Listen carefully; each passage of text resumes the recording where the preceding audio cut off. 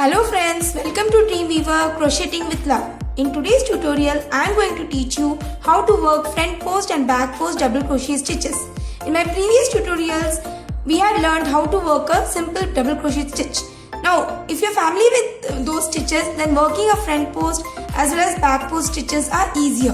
Now let's see how these stitches are done. Now in this sample piece, as you can see, these elevated stitches form the front post, whereas the stitches between the two elevated front post stitches form the back post. From the back part, you can see the elevation, and from the front part, these are the lower stitches which come between the two front post stitches. So let's see how these stitches are worked. For this sample, I have made one row of double crochet stitches. Now to work a front post and back post double crochet, first I will chain 3. Turn my work.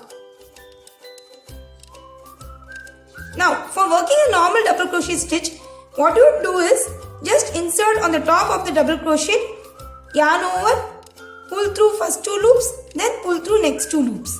This is how a double crochet stitch is done. But now since I am working a front post double crochet stitch, it will be a little bit different. As you can see, I have to work, as the name suggests, front post. So you are not going to work on the top of the double crochet, but you are working around this post. So in order to work a front post, I shall bring this double crochet post in the front and then yarn over and pull the loop. Now I am having 3 loops on my hook. Then I shall work a normal double crochet. First pull through first 2 loops, then again yarn over, pull through next 2 loops. So as you can see, this forms the front post.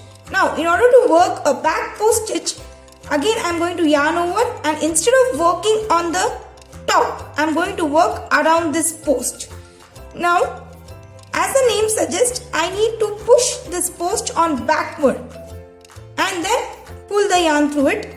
I am having 3 loops on my hook.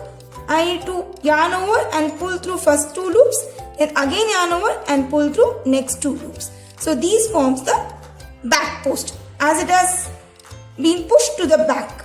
Again I will show you once again. Yarn over, work around this post. You have to push it in the front, pull the yarn around it, and then work a normal double crochet stitch. To work a back post, yarn over, push the post towards the back, pull the yarn. I am having 3 loops on my hook. Yarn over, pull through first 2 loops and pull through last 2 loops. So I hope this is clear to you. Just watch out carefully.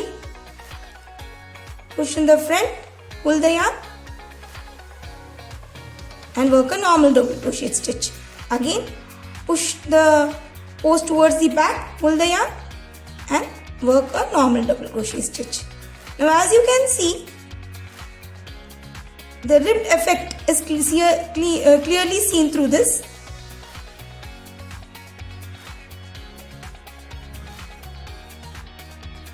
As you keep on working, these stitches will become very easier.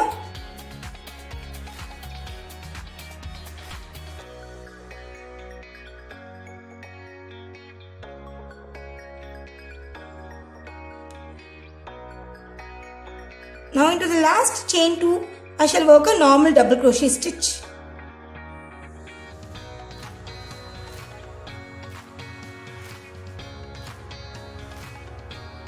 So this row I have done with front post and back post double crochet stitches. These are the front post and these are the back post. So when you work a pattern using these stitches, you will get a nice ribbed effect as well as an elastic look. As you keep on working more and more rows, you can easily get the elasticity in this. Now to show you this clearly, I have one hat which I have done using these stitches. Now here you can see clearly, these elevated stitches form the front post and the stitches in between the elevations form the back post. So when you work a hat using these stitches, it will give a nice elasticity to the crochet work and will fit comfortably on the baby's head. As you can see, I have worked this baby socks using the front post and back post stitches at the end so that it gives a good elasticity and fits firmly on the baby's leg. So these are the two ways you can make use of these stitches.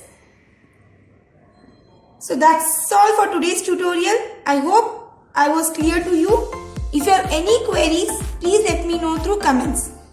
Thanks for watching and have a wonderful day.